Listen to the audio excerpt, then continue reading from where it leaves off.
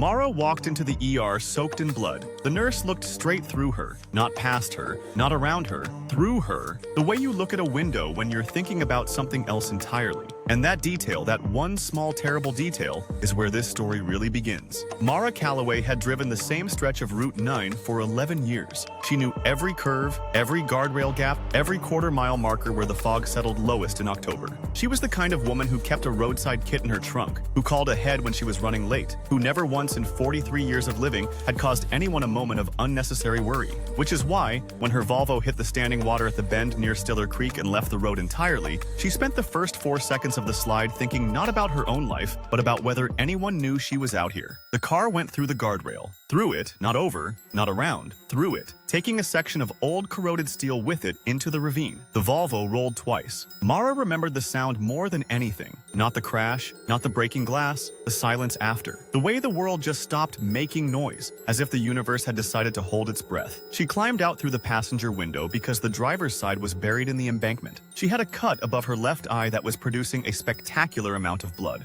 Her left wrist was wrong. She knew it without looking. She climbed the embankment using her right hand and both knees, and she stood on the road and she was alive. She was absolutely, completely, undeniably alive. The first car passed her without slowing. She waved her good arm. The car, a dark green sedan, she would remember this, accelerated slightly, as though passing something mildly unpleasant. Mara assumed the driver hadn't seen her clearly in the dark. The second car also did not stop. The third car drove directly through the puddle at the road's edge and soaked her from the hip down, and did not stop. By the fourth car, Mara had stopped waving. She walked. Route 9 into Hallett was 2 miles, maybe 2.5. She had walked it once as a teenager on a dare, and she could walk it now. She pressed the hem of her jacket against the cut above her eye. She breathed. She told herself a story about the hot shower she was going to take and the phone call she was going to make to her sister in Portland, and the very large glass of water she intended to drink the moment she got somewhere with running water. She did not think about the cars. She did not think about the drivers who had looked at her and made a choice. She pushed through the glass doors of Hallett General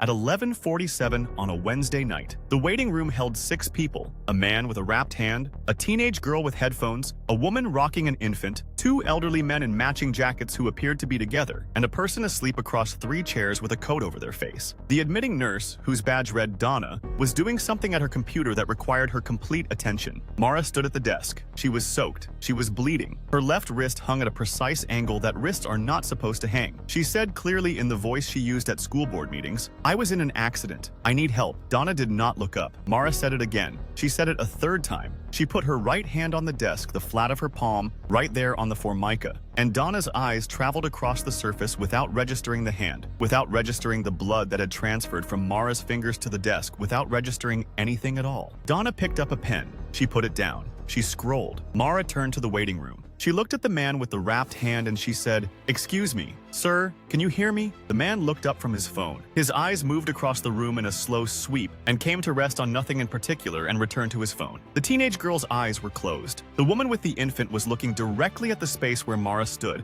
and for one single moment Mara felt the electric shock of being seen, of being a person who existed in a room that contained other people. And then the woman looked down at her child and Mara understood that the woman had not been looking at her at all. The woman had been looking at the wall. Mara sat down in one of the plastic chairs, not because she gave up, because her legs made the decision before her mind did. She sat and she looked at her hand and she thought, this is not how hospitals work. This is not how people work. I am here. I am absolutely, completely, undeniably here. But there was something else, a feeling she had been ignoring since the embankment, since the silence after the crash, since the 4 seconds of the slide when she had been thinking about whether anyone knew she was out here. She pressed the heel of her right hand against the cut above her eye. When she pulled it away, there was no fresh blood. The blood already on her hands was dry. The blood on her jacket was dry. The blood had been dry, she realized, since before she walked through the doors, since before she walked the 2.5 miles of Route 9 in October air, since roughly around the time the Volvo had stopped rolling and the world had held its breath. The doors opened. 3 paramedics came through fast with a gurney.